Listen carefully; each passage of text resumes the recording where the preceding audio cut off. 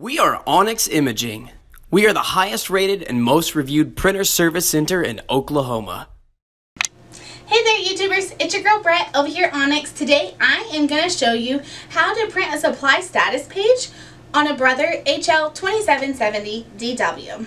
So when you print a supply status page, you can find useful information such as the remaining life of your drum and toner. So you have a green button right here. You want to click that 3 times.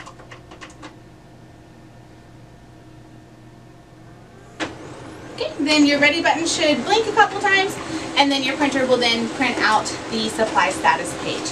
If you guys are in any need of supplies or quotes, give your girl Brett a call and have a great day. Thank you for watching.